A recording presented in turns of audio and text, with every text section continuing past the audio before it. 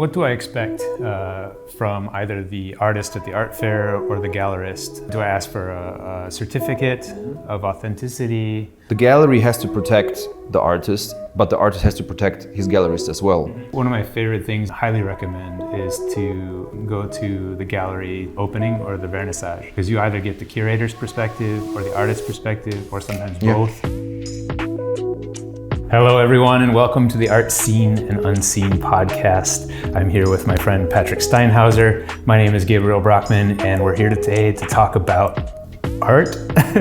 Right on. Art that is seen, art that goes unseen, and Yes. art outside of the scene, and art behind the scenes. Yes.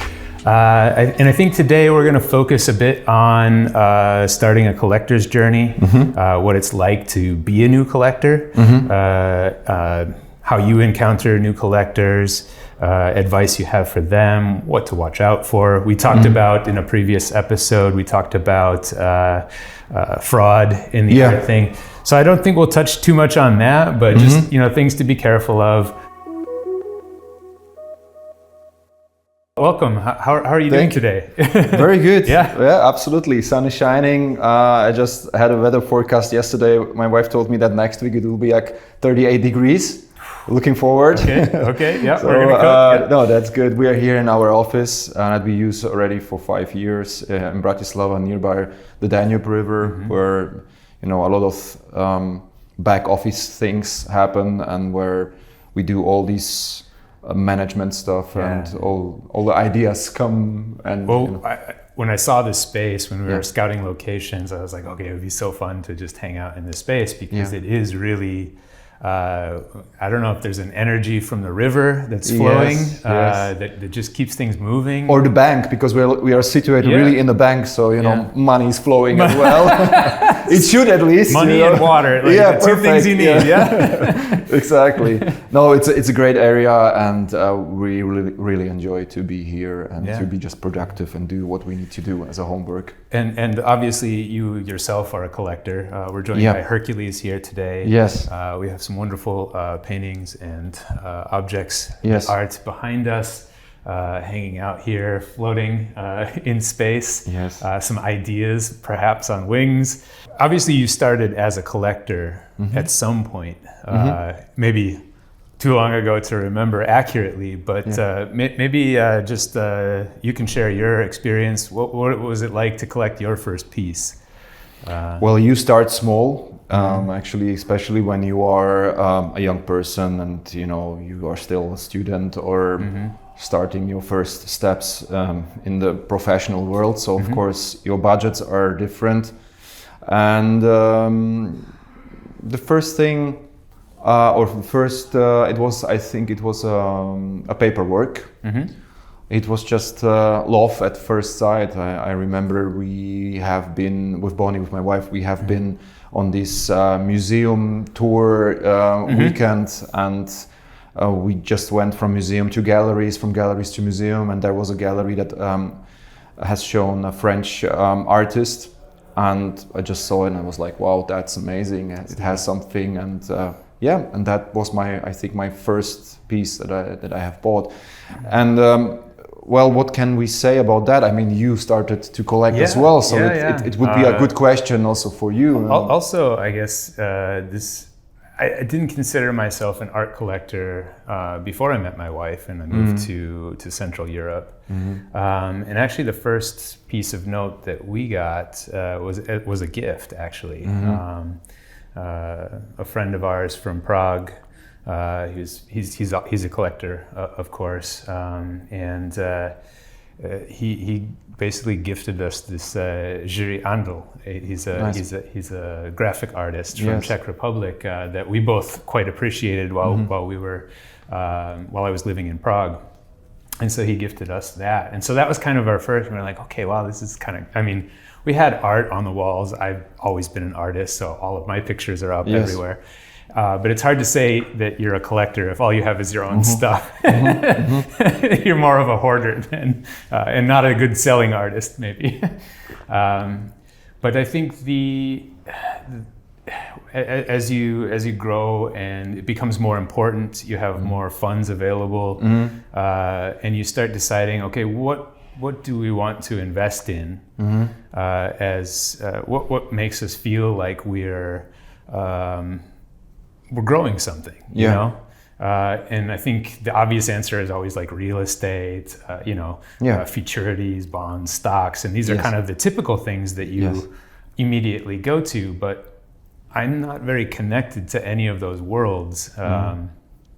I've always been creating things, and so the idea that us collecting things also supports artists and grows art communities, injects us into that stream, that river that's flowing, is very exciting. And I think that's probably the main reason why we focus so much of our extra, our investment portfolio into art. Yes. We're kind of maxing out our space at the moment. We need to find more. We need to go into real estate just to find more space to hang the things. Yes, yes. We were talking about this painting that you have. That's a big 3-meter square painting, and you're just like, where would we put this? And dreams nowhere. Dreams about storage. Spaces. Storage. And so that becomes maybe that's a different topic we can have. Is what do you do when you run out of space? But I think for today, I'd like to talk about starting. I have an idea. I want to buy something. What do I do? Who do I go to? Who do I talk to? I mean, even if you start emotionally, I think most people start to buy emotionally, and then they probably get an idea about investments and history of these artists and the career and probably the future. So they need to investigate into that. They need to speak to the gallerists. They need to buy books. They need to read and probably travel around, see the museum shows, and just educate themselves. Very, very important. We had that already in one of our previous shows. I think that's absolutely essential in my opinion. And it's also the magic that lies behind it, because you educate yourself and you get deeper into topics, you get deeper into a certain area of a particular artist that you like, and why did he or she did that, what was the time frame, because it's always very important when somebody creates something, when did he do it and what was the surrounding, political, social, whatever, his personal even. Well, I like the idea of art being a record. I mean, it always has been a record, and it's usually a record of the time that it's in. You have subject matter like our friend here. Hercules. Herc here, he's obviously not from our time, but the allegory of Hercules remains valid. Absolutely. All the way through today. Yeah. And so this idea of a very strong individual, this feeling, the idea that art is a record is not quite enough. Yeah. Because it's more like a broadcast. Yes. And it's special in that it broadcasts both into the future and into the past. It can inform works in the past just as well as art from the past can inform works in the present. Yeah. Which is, when you really get into it, after you spend some time studying art or enjoying or participating art, you'll notice that a piece, for example, that comes after a Madonna. We've talked about, I think, the Nam Gallo in Danubiana. That was part of the reconstructivist Russian era. But now people are calling it, a Madonna. They're often referring to it as kind of Central Europe's Madonna. Yes. And so it references an much older concept or idea that's been in many artworks before. And as it frames, it then also changes the frame in which you view those other pieces, because it's super cool. I think this is a whole other podcast. Absolutely. Collecting for emotional reasons, I think, is a really good idea, at least at first. And you kind of touched on that. Yes. Yeah. I mean, I think every individual that starts this journey has her own opinion about what is really reflecting with yourself in that very first moment, and then when you go deeper. Yeah. And as I said it before, I think art fairs are a very, very good training place, I would say, because you have all these galleries, all these artworks, hundreds. And you know, you go through once, twice, whatever, depends on how much time you have. And then you see that your eye stops at the same spots. And that's the question. My why? problem is that's always the most expensive piece in the entire art fair. You see, it's my problem. Yeah. I don't know if it's a good problem. But have you read it? I mean, Art Basel is on at the moment, and I just read this morning that the big galleries did huge sales for the big names, Picasso's, whatever, you know, or not Picasso's probably, but because it's Art Basel. I don't know if there is Picasso's because I haven't been this year, but like the blue chip art got sold. So super cool. It's active. So either is a headline because you know the headlines last couple of months, years were probably going a bit down, and you know somebody tries to push it, or it's really the case that you know it's getting stable again, and the sales are on the better way than they have been. I mean, after the Russian-Ukrainian conflict, you know, people started to buy differently, definitely, and we know that the big positions, several hundreds of thousands, millions, are way harder to sell than they were before. And on the other hand, the young artists, the less expensive positions are getting a boost, you know. So the collectors start to buy differently, or started to buy differently, and it could be that the trend is changing back again. Also small pieces got very popular, you know, so people didn't go for the 2-3 meter, 5 meter artworks. I always thought that was a strange construct in the art scene, is that there was a price for an artist and it was per square meter. Yes. I mean, it's not exactly that, but it if you kind of like dissect it and you start looking at it, it kind of is. And it's not like, okay, it's 2,000 a square meter or whatever, so this guy is 4,000 because he's 2 meters square. It's not exactly that. Yeah. But I guess it's kind of an indicator, like or a benchmark. So, you know, you're looking at a piece of art, and perhaps that art is really hot. You know, that's the most in-demand part of an artist's journey or work. We noticed that recently with Anna Ruth. She's a upcoming artist from Czech Republic. Quite fantastic. We're quite happy to have her. She was actually in your gallery, and we saw like demand, real strong demand for certain pieces over other pieces. Not just for her, but for pretty much every artist. There's kind of that star piece, or that piece that, whether it happened that the artist happened to like really have that moment of flow or whatever, but it becomes that that key piece. And then in the first market sale, it kind of sits with all the rest of them, and then afterwards it kind of then sorts itself out, I guess. I mean, there is also the other side of the coin, which is a little bit dangerous for artists, because once they realize that there is a real market and there is a waiting list of collectors or clients, and with her there is, you know, it happened to many artists, or even to markets as such, that they started to produce for the market, which means, you know, it makes the whole situation less creative, narrow, flat, whatever. Not certainly speaking now about about, of course, but about it's something her, to be aware of. But exactly. And I have been in touch with some, you know, important collectors recently from the V4 area, and some of them are saying that some of these parts in Europe having the situation at the moment, that this artists from that particular area, as they realize that, you know, it's good business, big business, they started to produce for the business, and there is other areas so that don't inspiring investment to come in, because there's stability. It's not like it's but then it becomes a product, you know, and that's.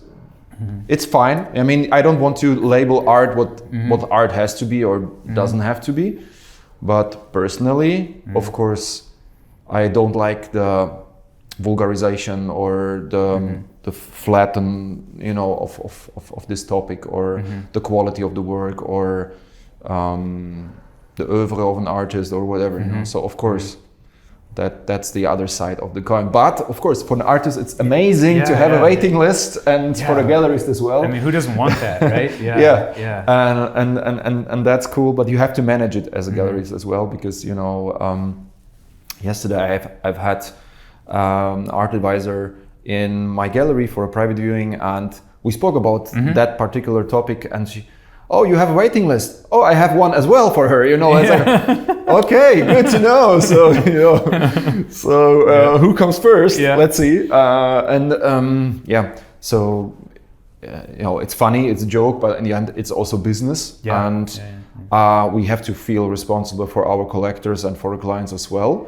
So, so one of the primary purposes of a gallerist is to kind of be that first line of, I don't want to say defense, but like the first point of contact between a collector and an artist. Absolutely.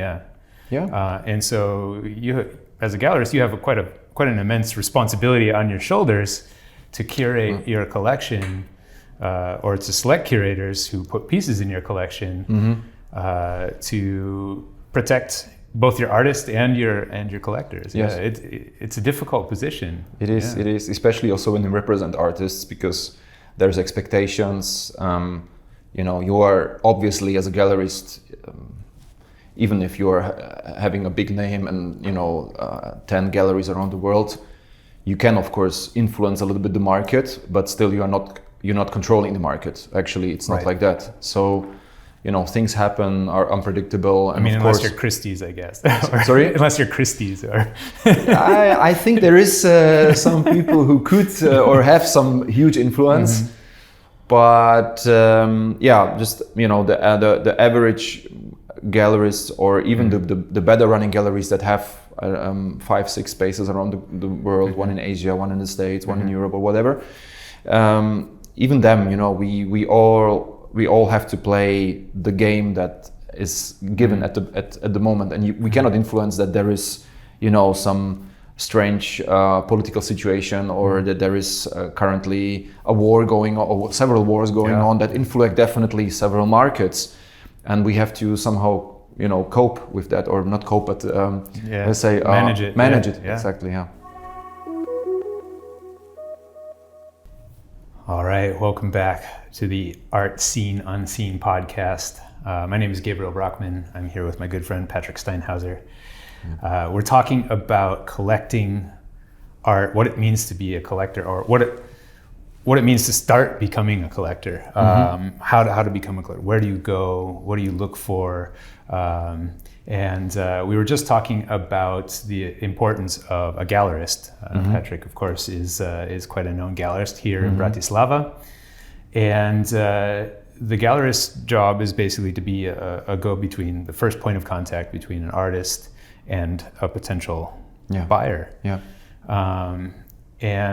So if I were to rewind and go back and start collecting again, what should I be looking for in the galleries? You said, of course, art fairs are also a very good place, because then you're skipping the gallerist. You're going straight to the artist, which for starting out is also a really good way to start. But I want to collect something that's maybe a bit more than what you would find at a art fair. Which gallery do I go to? What do I look for? Who do I talk to? How do I get to know them? I think, as you said correctly, art fairs is a very, very good start, because you get also not only the several positions that you might feel attracted to, but also you see the galleries representing themselves with their portfolio, and then you get, you know, then you go back and you check them maybe online, or you start to follow them, newsletter or whatever, and you see a certain signature of this gallery. I think every gallery should have a signature. That's my personal opinion. You should stay unpredictable as a gallerist in what you show, but still, as I said many times already, that the signature for us especially is very important. But, you know, with one concept you will be you will be more attracted to one concept of the gallery and less to another one, and then you start automatically with this gallery. Then you go there, you start to visit the vernissages, the exhibitions. You're probably gonna start to talk to the gallerists and to the represented artists maybe as well, or shown artists, and that's how you get into the whole machinery or scene. It's not like jumping topic. into ice water head first. No, you can. You get acclimated. Of course, if you have a friend and this friend is an artist and you go to see his studio, do it, of course. But also people need to realize when they buy from studio, the prices should be stable. So the price in the studio should be the same like in the gallery from this artist. If this artist has a gallery, if it's like a beginner or newbie, of course, that's different. He's not represented or she's not represented, whatever, and that the situation is different. But when we speak about already some, let's say, established first steps in the market artists that are behind him or her, I mean, be careful about this because this artist can only develop his or her own career with a gallery and with the work behind that. It's not possible to do it by your own as an artist. Yeah. And if I don't want to be tricked as a collector and jump on some train that everybody says, wow, you need to have this guy, go to his studio, buy it, you get 50% off, 70% off, whatever, tricky situation. I would be very careful with that. And I'm not saying that as a position of a gallerist that I would like to earn some money on that. I'm saying that as a collector, that if the prices are unstable already at the source, they will never be stable in the end in market. Right. It's very clear, very logical. Yeah, basically if you have a piece that's gone for 70% less at the same time as a piece that's, in the aftermarket, if you want to go to secondary sales, which price do you pick? Where do you set the price? Do you set the price as it went for the gallery, but then it didn't have the support, it didn't have the PR around it, the exposure that it has sitting in a gallery. They could do this. They could do this, I suppose. If the demand for that artist is also developed in conjunction with a gallery. But I kind of feel like galleries are kind of like radio for musicians. If you're not being played on radio, it's very, very difficult. Absolutely, I see that changing a little bit with streaming platforms like Spotify and things like that, where there's more of a niche audience. You can more nicheify it, or you find smaller subsects of appreciation.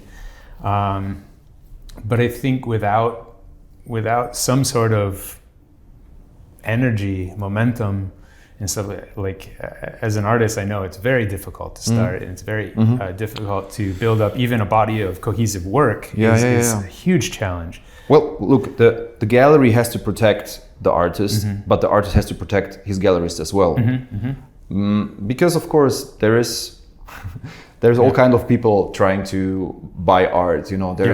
There's honest, dishonest persons. There's sharks that would like to sneak in and get the best prices.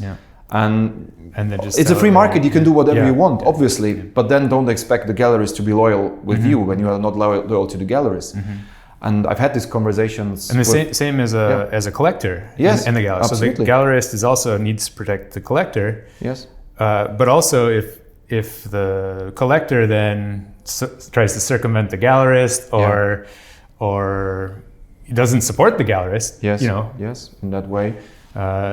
He can do that. But, you can. But you need to understand that the gallerist, together with the artist, of course, and with the whole, let's say, concept about where the career should go, makes the artist grow. Yeah, it's really an interesting collaboration in my mind.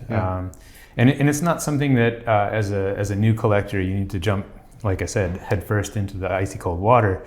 You can put on the wetsuit, you can walk around, find the warm spot. As a you want to follow your comfort. You kind of mentioned that earlier, where if you walk into a gallery space and those pieces start firing, hitting you. You don't have to talk to the gallerist at that moment. No. You don't have to but you can maybe remember the name, look it up, Yes. find out where else they're exhibiting, check online. There's many platforms that you can see the same artist represented, maybe, or not represented, but being shown previously in other countries through other galleries. You can see what the prices were there. You can compare it to the prices you have seen in the gallery. They should match round about the same, and for contemporary art, of course, when we speak about blue chip art, then or well-known artists, it can differ from work or period to period, from condition of the work to condition. But let's not get into that. It's getting a bit more complicated when we speak about let's say about artists that in the contemporary scene that are alive. I think it's very transparent, in my opinion. And if you do your homework. And are not really, a little bit gaga, then nothing should happen, and you can enjoy your journey. And one of my favorite things in the early, or even now, is and highly recommend, is to go to the gallery during the opening or the vernissage, because you either get the curator's perspective or the artist's perspective, or sometimes both, and it's definitely the most energetic moment in a gallery's lifespan, yes, or an exhibition's lifespan, and it's quite enjoyable. Sometimes you can even meet the artist, and it's when you're starting out as a collector, I think this is, for me, very interesting. I like collecting artists that not only trigger that, I really like that, but then if I am able to understand that artist more, it just, it keeps adding more and more on top of that, and you're just like, okay, so I feel, and what you want as a collector is you want to feel good about the thing that you just purchased. Yes. And it should be timeless in best case. Yeah, for me, it should last. It should last as long as you own that piece. And for your early pieces, I think for a lot of those early pieces, a lot of those pieces stick with you your entire life. I don't think you sell those pieces. I was talking with my wife, and it's like, so we have all these art, are we going to sell them to make room for others? And she's like, I don't know how I would sell any of them. Well, look, so this is obviously it's also a little bit of math and business. If you bought a piece for 10K and after 3 years you can sell it for 200K, then you start to realize, okay, maybe it needs to happen. But obviously I get what you want to say. It's a very individual journey, but still, and yet the ingredients are always the same. It's about witnessing, getting into it, feeling as a part of that artist journey, or maybe not a part of that. It's also possible, So engaging with a certain topic that you feel appeal to, or or artwork, or anything, because you can. We had it previously. You can collect the medium, you can collect the artist, you can collect the era geographically, but you can also collect by topic.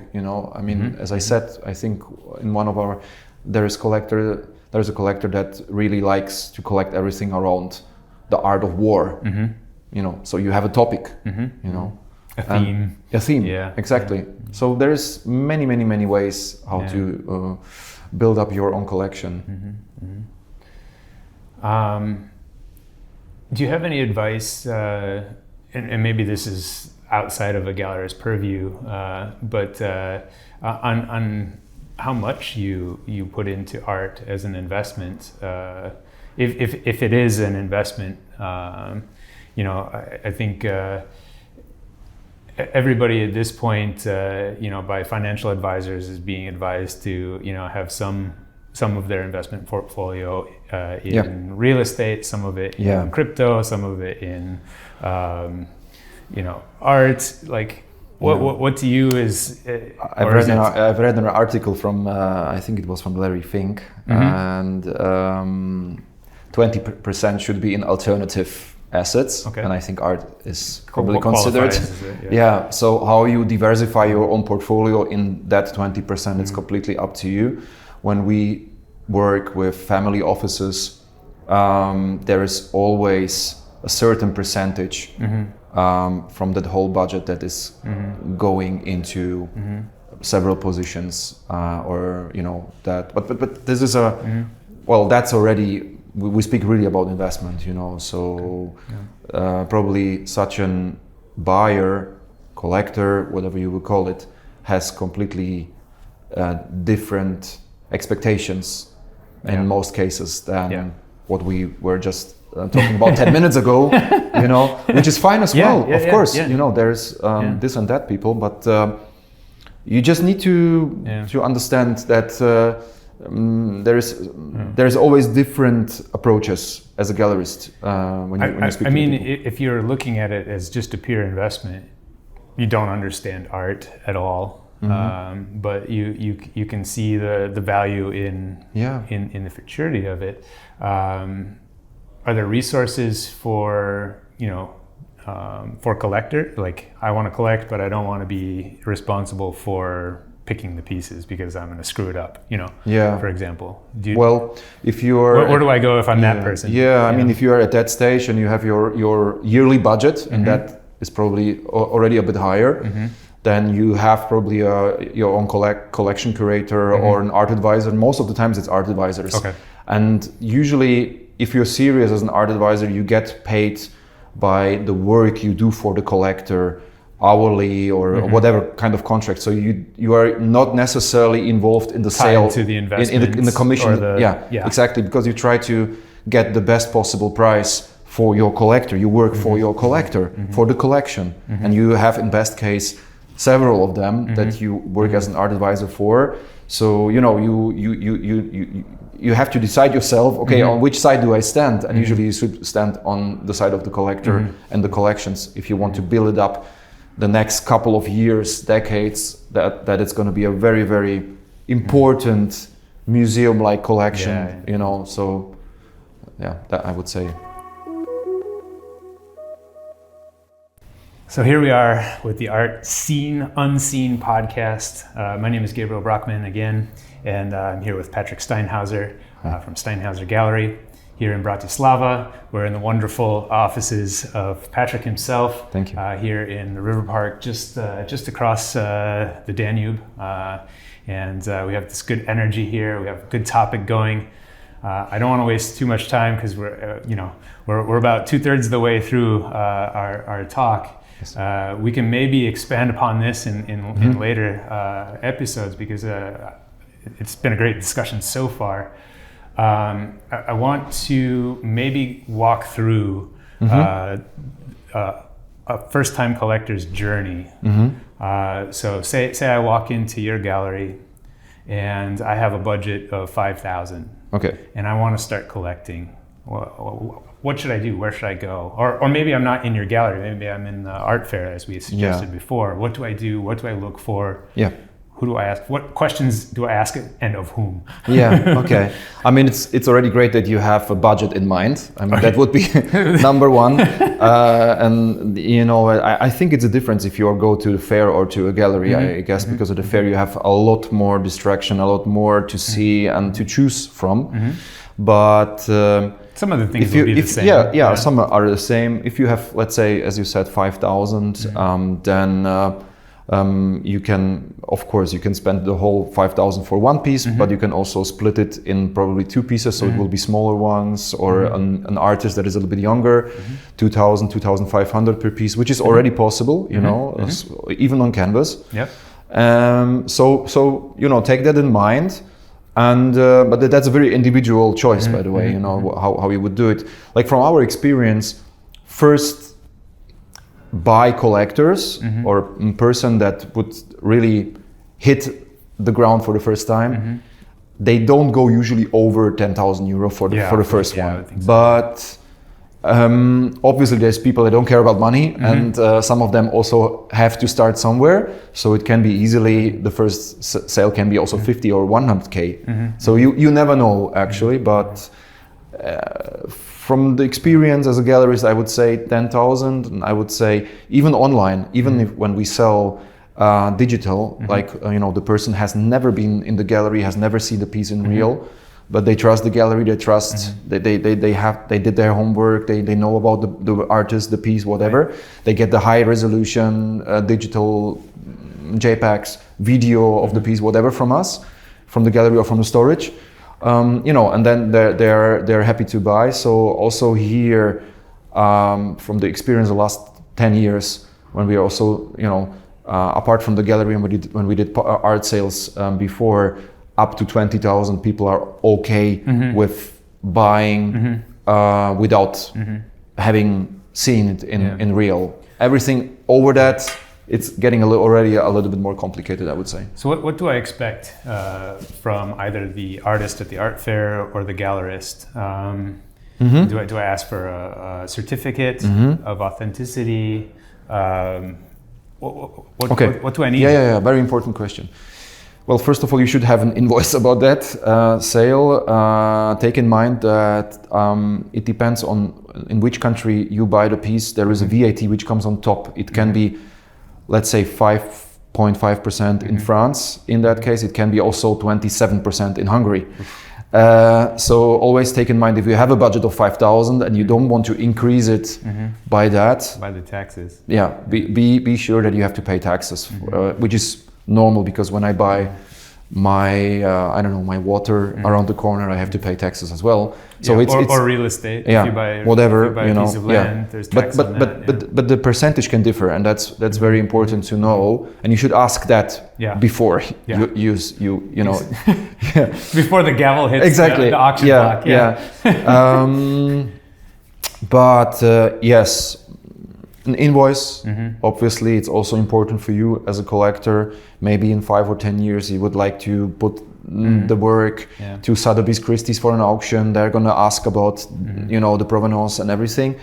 Certificate of authenticity. Not every artist, contemporary artist, does that. There's also after certification, like we know from Banksy, they did it for a certain of time. I think they don't do it anymore.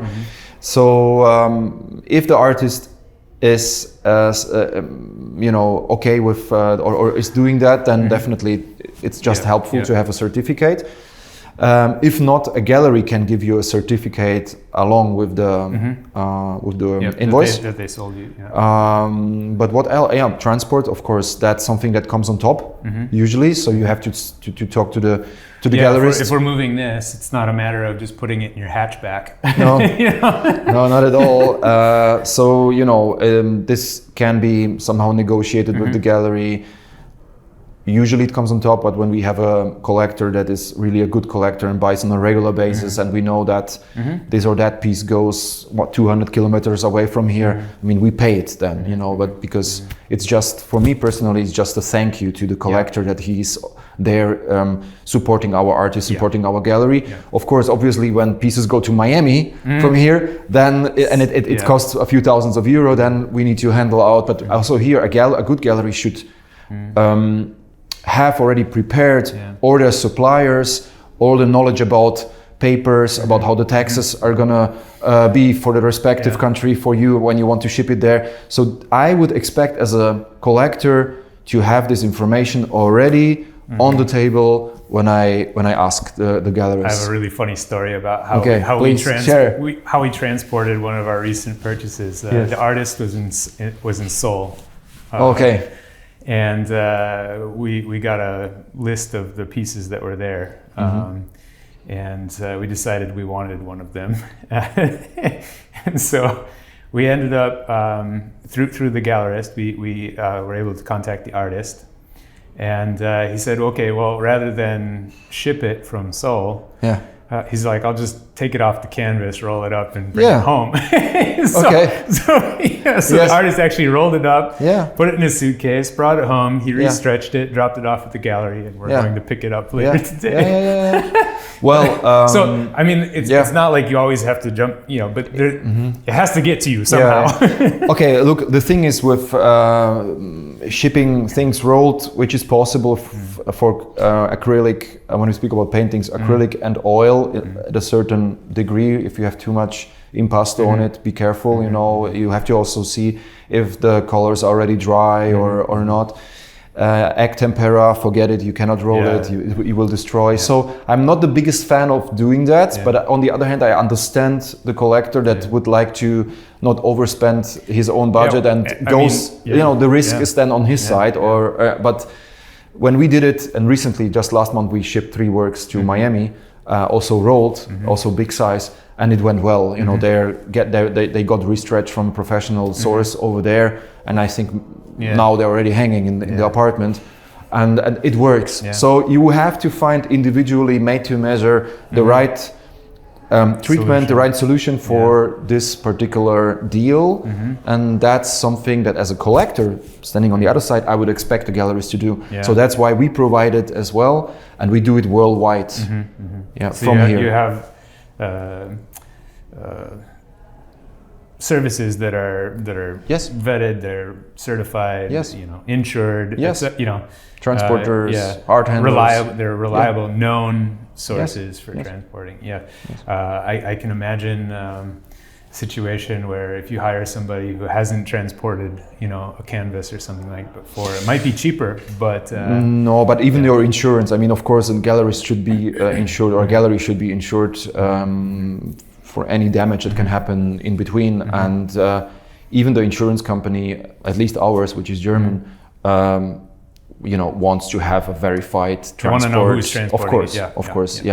And even in special cases, you have to unpack the piece, make snapshots, pack it again, or let it pack. And when it arrives at location, point of sale, whatever, photographed as it's being unpacked. Exactly. It has to be photographed and documented again. And I'm just speaking about the easy thing. There can be also a possibility when it's a more valuable piece that you have to bring in somebody that does a condition report, a real condition report, before and when it arrives.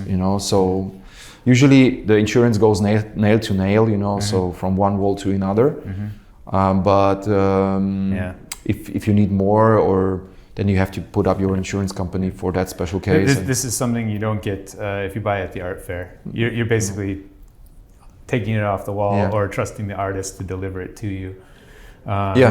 So I guess in that case, obviously, if you're starting out as a collector in art fairs, it's probably best to start collecting smaller pieces that you resonate with, or that you see a future in.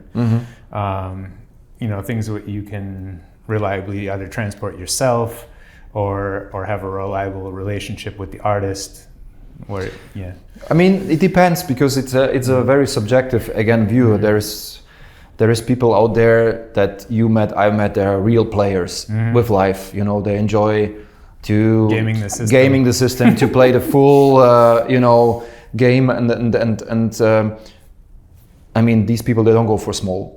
Even if there would be one artwork, they see a 4-meter piece, they say, okay, that's done. Me, I want to have it, organize it, and it's probably their first piece they have ever bought, and through that they get into the gate that soaks them in, and they start to be a collector. One piece of advice that we got was ask gallerists about a buyback. If a gallerist or an artist is confident in their work, it's a good sign that they're willing to buy back the piece at the sale price. At, let's say, 2 years from now, or from 2 to 3 years from now, or some window where at least there's confidence in them that they're. How do you feel about that? Is that a common thing in galleries? Not really. No, not with us. My experience.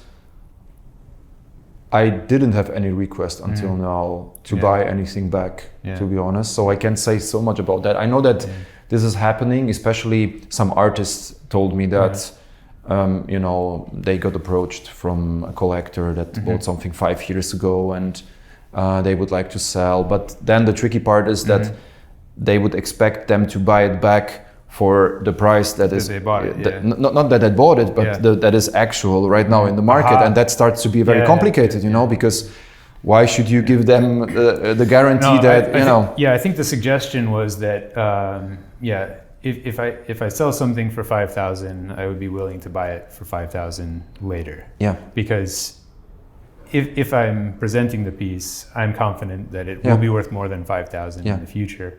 And I was like, okay, I see the logic behind that. I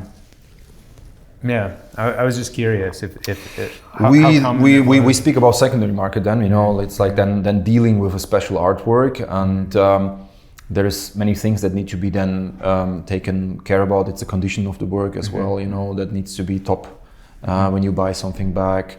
So there's a whole process. Even for a gallery, I would need to see the work first before I say yes. Let's do it. You know, let's do the transaction, the back transaction, or whatever. You know, there's many things, but it can happen that, for example, artists that had a certain period that got completely sold out, let's say, and then you want to sell it because you get in jeopardy as a collector or whatever, you know, out of monetary reason usually, because why should you sell it otherwise? I think then they're happy, you know, artists or the gallery is happy. We get it back because I have I know 5 people already that give me like I don't know 6 times that exactly, you know. But then as a gallerist, I would say, okay, collector XY, you are in that situation, so let's do it together so that you put it not on an auction. Exactly. Let's you know, sell it to this 600+%, and we share the commission, and you are happy because you know, you sold something for not only the price that you bought it, but probably, I don't know, plus XY percentage. That would be more fair, I guess, right? But that's the kind of gallerist I would want. I guess. But so I've never been in that situation, to be honest. So I can only, you know. I found it because we've been collecting now for, I guess, seriously for about 15 years. And it was only like last year or 2 years ago that I heard this, and I'd never considered. So not very common. I'd never considered it, but maybe it's just like a gut check, you know, like would you buy this back in 5 years for this price? I think what happens more often is that these collectors sell it with a plus to another collector or to a friend or to whatever, then going back to the gallery or to the artists and, you know, selling it back. I mean, even the inflation makes no sense, you know, for the same price. Never happens. It's very strange. I thought it was a strange piece of advice, and I was like, when I first heard it, I was like, okay, that makes a lot of sense.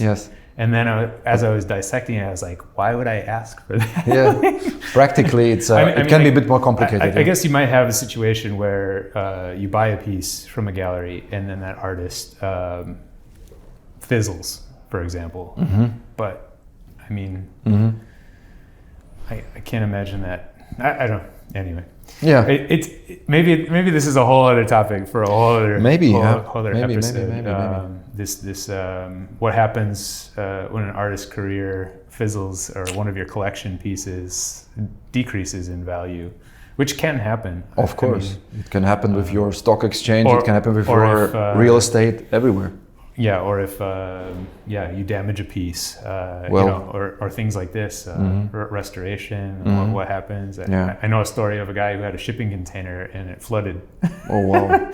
So I mean, be careful, protect yourself, insure your pieces. Sure. Trust your gut. I think that's the first point. Yes. We talked about that. Which piece do you buy? It's the one that it feels right. Yeah. Wow. Okay. I think we'll wrap up for this particular session. This has been such a great discussion. Again, this is what Art Seen Unseen is all about. It's just it came about because Patrik and I would have these conversations, and we're like, why don't we share them with people? Yes. So I'm really looking forward to the next one. I hope you join us. I'm here again with Patrik Steinhauser from Steinhauser Gallery. myself, Gabriel Brockman, and behind the scenes we have Marek Bartovich. He's our producer, and he takes care of all things technical. Thank you very much. Looking forward for the next one. Yep. See you soon. See you. Ciao, Hercules. If you have a chance and you like what you saw, be sure to give us a follow wherever you find podcasts, and we'll see you in the next episode.